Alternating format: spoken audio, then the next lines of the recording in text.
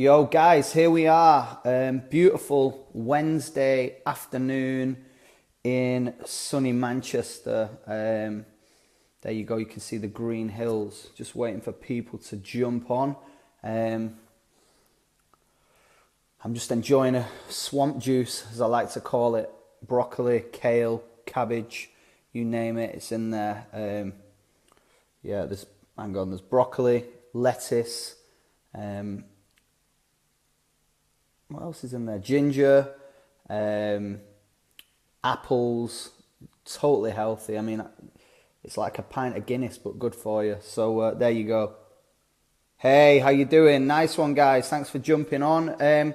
Before I get started, just let me know where you're from so we can see where everyone's checking in. And yeah, thanks for the hearts. Show me your hearts as well, guys. Show me your hearts. Tastes great as well. A little bit of coconut water added into the mix. One of the best things I've bought this month is a juicer. So definitely I would recommend everybody that's watching this, get yourself a juicer, start juicing. Sets you up for the day, I mean, or the night or the call or whatever you're doing. But yeah, really, really good. Thank you, Michelle. You're an inspiration too for jumping on. Hey, Amy. Hey Emma, how you doing? Hey Ange. By the way, if I get a green mustache at the end of this, just let me know. Hey Kim, hey Lauren. Hey Seema from Phuket. Wow, amazing. You got to go and check out Kata Rocks. It's in Phuket. Beautiful place. I was there in February. Amazing little like boutique hotel, sky villas, infinity pools, the lot. So get to Kata Rocks if you get a chance. Hey Kirsty, hey Charlie, hey Suze. Okay, cool. We're getting quite a few. Pavel, how you doing, bro? We're getting quite a few people on the call now, so I don't just want to say hello all night, which I could do. That'd be pretty cool as well. Hey Nat, how you doing? I want to just get into my story, really. So I'm just going to talk to you. I've been involved in network marketing for 7 years now. I'm with the company that I started with. I haven't, I didn't even know about network marketing before I found my company. So when I found the company, I was just blown away by the whole concept of being able to build a business, anywhere in the world, being able to travel the world, being able to make friends all over the world, all that kind of cool stuff. That's what I kind of fell in love with.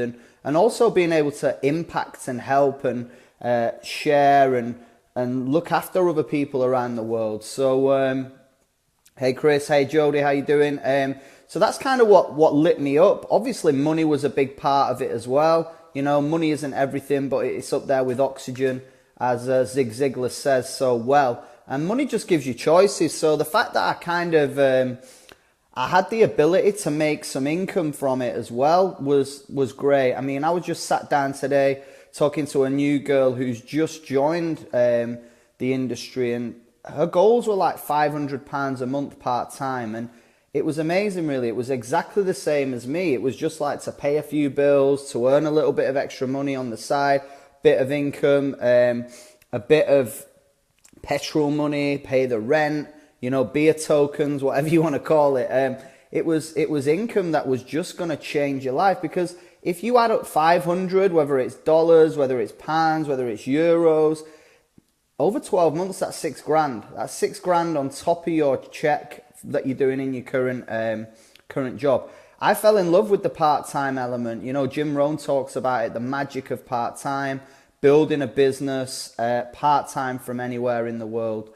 And that's what lit me up. So got involved, made a total mess of it for 2 years, 2.5 years. Didn't know what I was doing. Didn't know what I was teaching. I mean, if you don't know what you're doing and then you're teaching other people to do things wrong, then no wonder my business was going crazy, right? Going really bad, should I say. So my mind was going crazy. My business was doing absolutely nothing. I was just so frustrated with like where I was at, why it wasn't growing, and all that kind of stuff. So, if anybody on this call is struggling, is frustrated, it isn't getting where you want it to get, like, this isn't an instant thing. This isn't an overnight thing. This isn't something that you can do and make money overnight like that. Like, you've got to build this day after day, hour after hour, week after week, minute by minute by minute by minute. And it's all the little things that you do that add up to the next thing. Someone's saying they can't hear me. I think everyone else can hear me, right? Just give me a heart if you can hear me. Hopefully you can. Okay, cool. Nice one, Cassie. How you doing? Yeah, we'll kick into the questions in 2. Nice one. Yeah, so if you can't hear me, maybe you need to turn your volume up on your phone. Maybe it's as simple as that. Sweet. Or tap the screen, whatever that means. Yeah, there you go. Nice one, Debbie. So what I would say is, like, what changed for me was seeing the bigger picture, eliminating distractions. Like, for me, you guys that are on this call now, you didn't need to be on the call. There's loads of people that aren't on this tonight because they've got distractions. They're busy. They're doing something else. They've got to cook the kids' meals, whatever, all that kind of stuff, right? They've got to go and do something that they think is more important than potentially building their business. So for me, eliminating distractions was the biggest thing that kind of changed my business. And what I did is I decided to focus on my network marketing business and eliminate all the other distractions. All right, nice one, Karen. I read that you left your husband, and then I just saw cooking at the end. So thank God for that. We're not here to break up any happy homes. All right, cool. So got that going. That started to move. Saw the bigger picture. Saw the vision, and you know what? It just kind of clicked into place, and I went at it. And it's interesting. I did a 90-day game plan. You all hear Eric Worre talk about the 90-day game plan. You hear it time after time after time after time.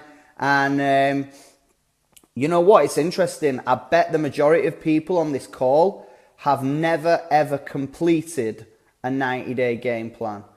If you've ever started a 90-day game plan but never completed it fully, just give me a like, just so we know. Let's be totally honest on the call. I'll be totally honest with you, and you guys be totally honest with me. Who started a 90-day game plan and never finished it? I'd started a few before. Nice one. Respect for your honesty. I mean, that's what this business is all about. Because if you can be honest with yourself, then you can change that shit.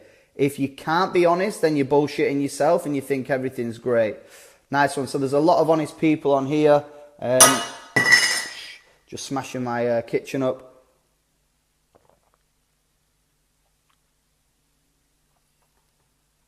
Cool. Nice work. Okay. So when I did my 90-day game plan, I started to eliminate all distractions, eliminate all kryptonites.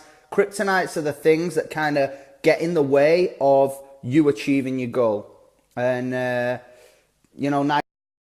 17, let's keep in touch and see where you're at on day 90. And for me, when I did my 90 days, it only kicked in on probably day 68, day 72, something like that was where it changed. So all you're doing is compounding. Nice one, Jody. Love to hear how you're getting on and how close you are to hitting that first target that you've got. Now, when you do your 90 days, you can break that up into 4 90-day game plans. So that takes you on for about a year, right? So you go 90 days, you maybe have a couple of days break, and then you go at it again, and then you go at it again. Hey, Mel, how you doing? Long time no see. How are you? Good to see you. Yeah, so you go 90 days, 90 days, 90 days, 90 days. 4 90-day game plan, that's your year. So you can break down the positions over 4 90-day game plans and go at it from there. 7 years in, how's life changed for me? It's amazing. I mean, I'll just tell you a little soundbite about what the next 5 weeks has for me. Like I said, I got involved to travel more, to help more people, to inspire healthy living around the world, all that kind of stuff, motivate, inspire. Next week, I go to Marbella, fly in, do an event, leave in the morning, come back home. Then I go to Finland and Stockholm in Sweden for a couple of days. I come back to the UK for 1 day only, and then I fly out to Australia for 4 weeks. I then fly around the whole world to Los Angeles, spend a couple of days out there with my brother.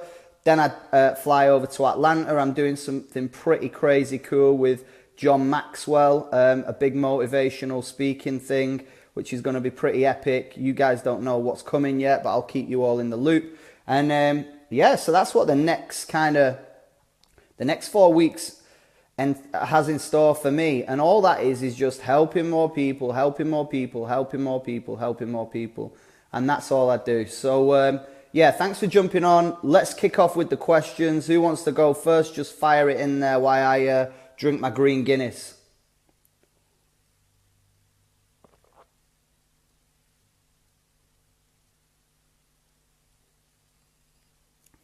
Thanks for the hearts as well.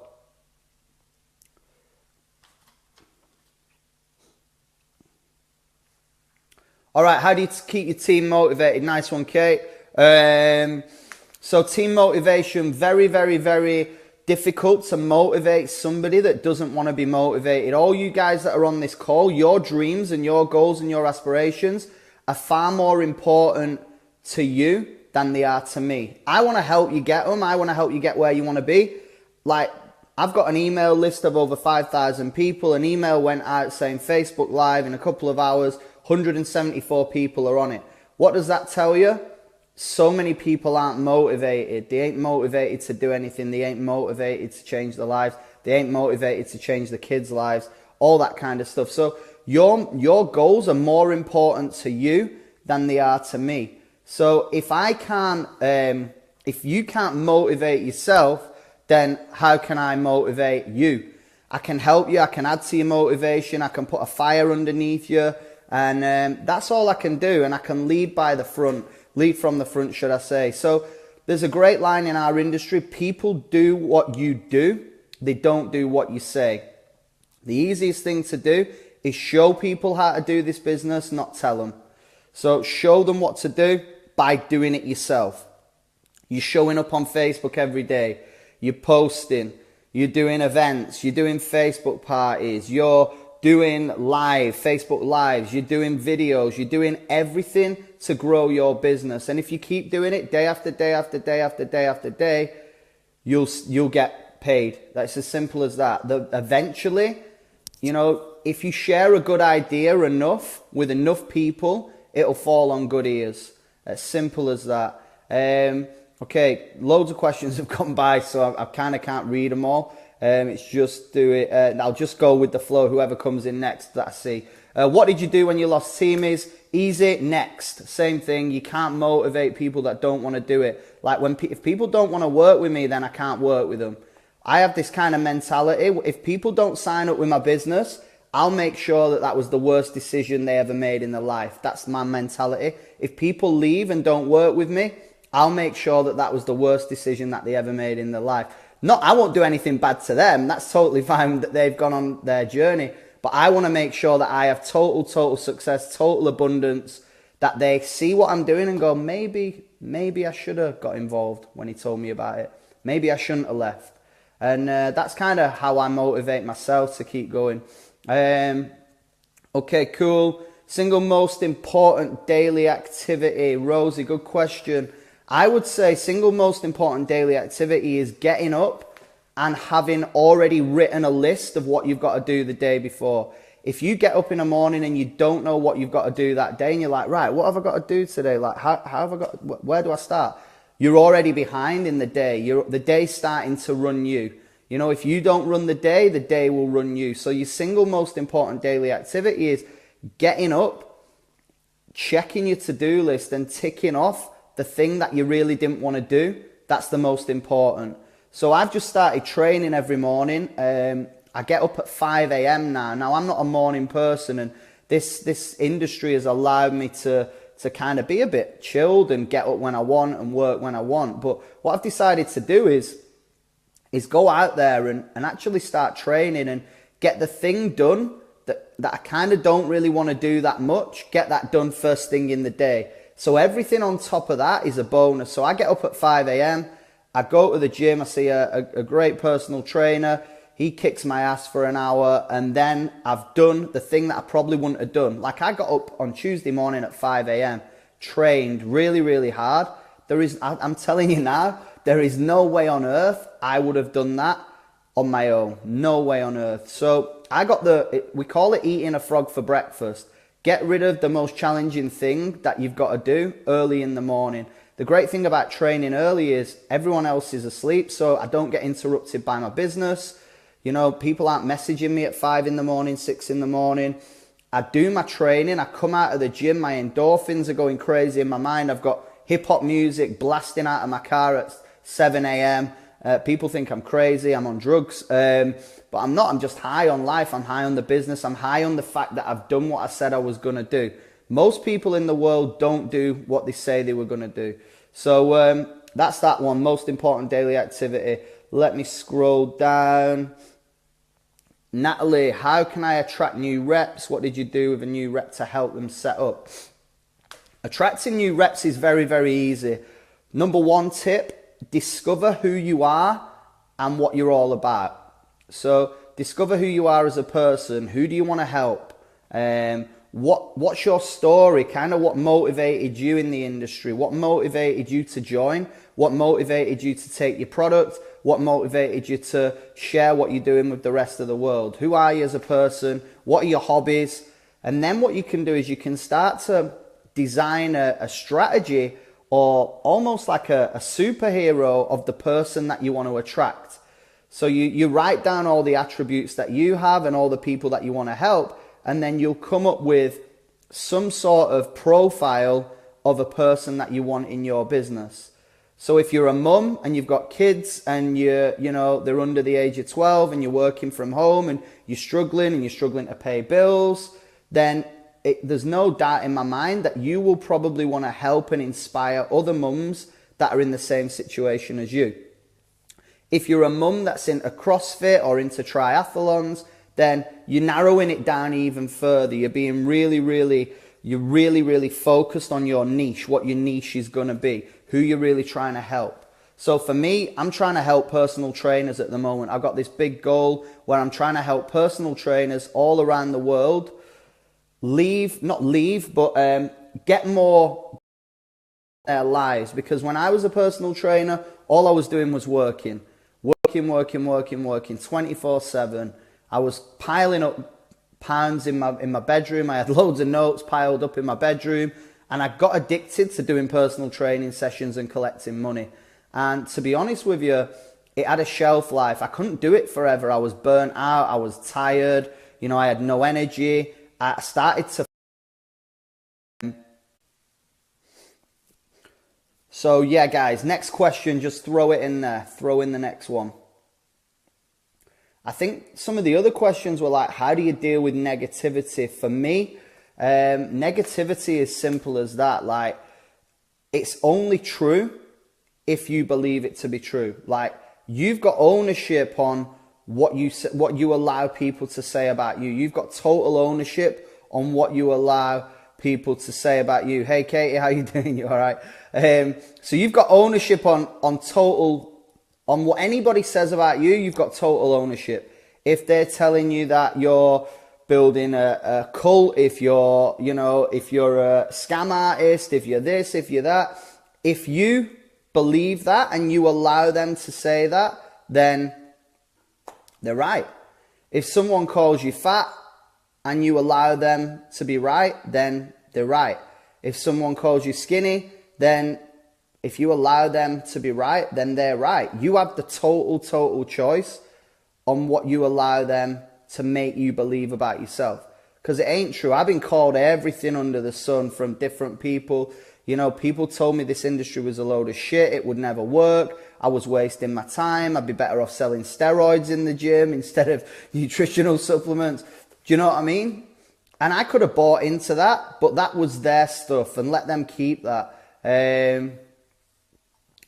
Nice one. How do you spot a diamond before they even know it themselves? Yeah, cool. Great question. I think you've just got, if you truly believe in somebody in your team, they might not have seen that they're a diamond yet, but they are, and they could be. Now, you can kind of believe in someone enough, but they have to believe it in themselves. But I would say just keep showing them what you've got to offer, and eventually they will bring it to themselves where they'll go, you know what, I can do this business and I'm good enough. And I think that's what That's the biggest thing I would say. I never, ever, ever close the door on anybody in my business, anybody in my team, anybody that wants to work with me, I'm there. Anybody that wants to, step up to the next level, I'm there to help them, even if they've had like a shit 2 years. Because I kind of remember where I was. I remember where I was when it wasn't working for me. I remember where I was frustrated, where I was struggling, where I couldn't get anybody to come to an event, where I couldn't get anybody to take the product, to join the business. I was struggling. But there was something in myself. I had enough belief in myself, and the people around me had enough belief in me that I just had to see it myself. And eventually it came through. How do you get teammates involved with the rest of the team to help give each other support? The best thing I do with that is get your team together and just have some fun, whether it's at a wine bar, a nightclub, a day out at the races, just whatever it takes to get people to get together and have some fun. We built our whole business on fun. We built it on creating a tribe of people that were friends and that wanted to be around other people like them. And the great thing about our industry is you kind of get parachuted into a load of positive people. Great question. Faye, nice one. How do you make your team realize that excuses are stopping them from being huge in the business? I think you've just got to keep showing them the way yourself. I think you've just got to keep, going at it and working and putting on the events, putting on the trainings, putting on the Zoom calls, putting on the Facebook Lives, doing whatever it takes. Get another question.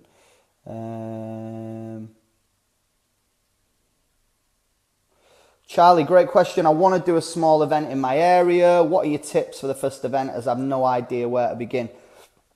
You know what? I did a little gig yesterday at Speaker School for our company, and what I talked about is, number one is just do it. Like, number one, just set a date, put it in your diary, commit to it. Do it either in your house, do it at a local bar, do it in a quiet room, whatever. Just do it, number one. In this business, you cannot do it wrong. You can only not do it. It's beautiful. You don't get in trouble if you make mistakes. You just learn from them. I mean, I was chatting to a heart surgeon once, and they were like, look, if I make a mistake, someone dies. I mean, if we make a mistake in our business, people just laugh. Simple as that, really. So that's what I would say on that one, is number one, just do it. And just the next thing is, remember, you're a highly paid storyteller, or you're going to be a highly paid storyteller. So your two most important stories are, number one, your product story. What's your product? Why'd you take it? Why'd you fall in love with it? And why will you take it forever? Or why will you use it forever, depending on what product it is? Number two, your business story. What were you doing before network marketing? Why did you get involved? What did you see in it? And what's your vision for the future? And then maybe that's all you've got to do. Maybe you can explain a little bit of the structure, a little bit of the pay structure, but that's it. My events are only ever story events with a little bit of structure wrapped around.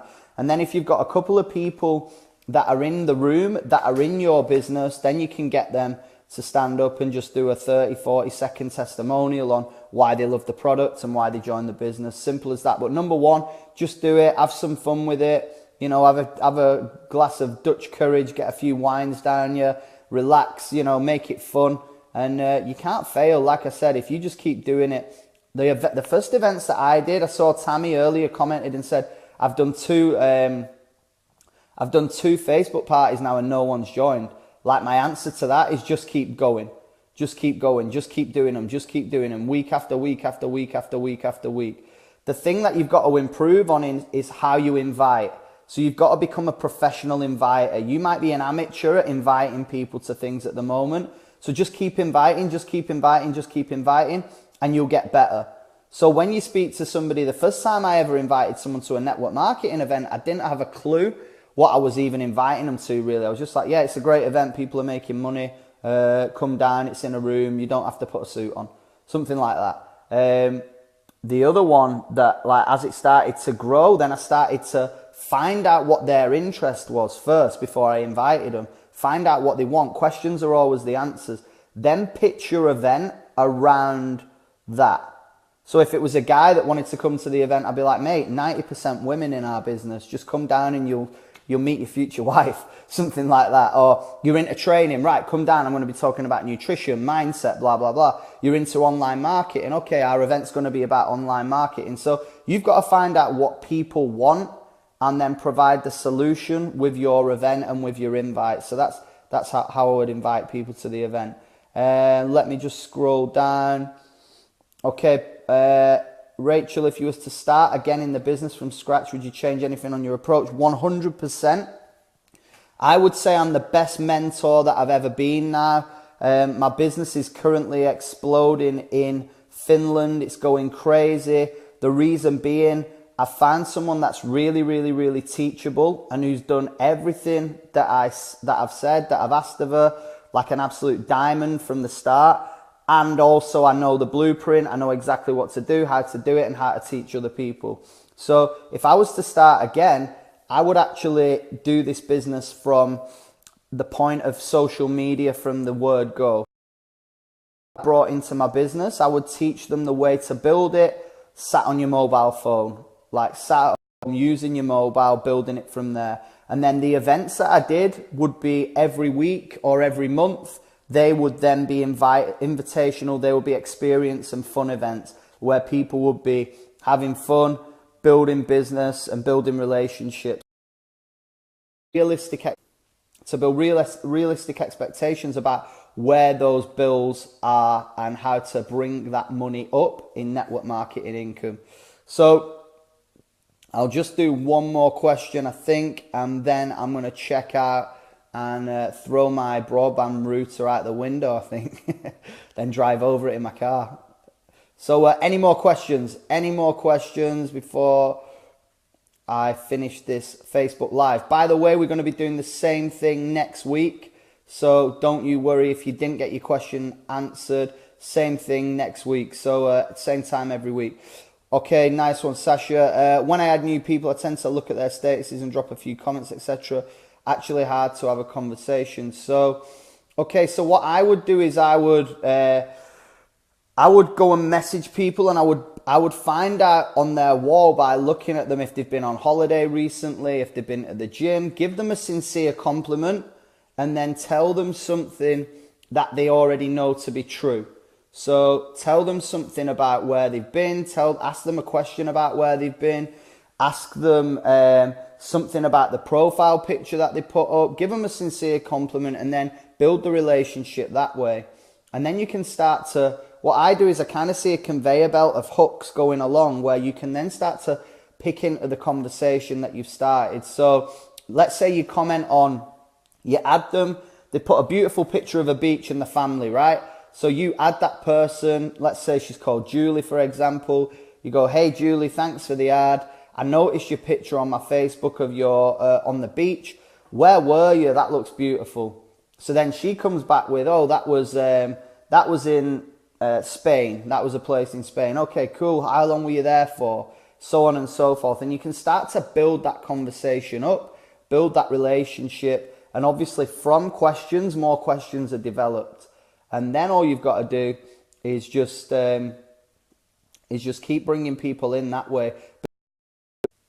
It's a little bit like the ducks in the fairground. If you've ever played like hook a duck, you've got to keep filling your pool with ducks to win a prize. And I think I'm going to end on that note. So our business is like the ducks at the fairground. Hook a duck. Go out there and hook some ducks, guys, this week. Let's see how you get on next week. By the way, if you want to get my free daily emails, head to johnholowatitmentors.com. Be blasting another video out tomorrow when I've done training. The Wi-Fi has been absolutely dog shit. Hopefully I've been a little bit better than that. And yeah, just keep blasting it, guys. Go and hook some ducks. Peace out.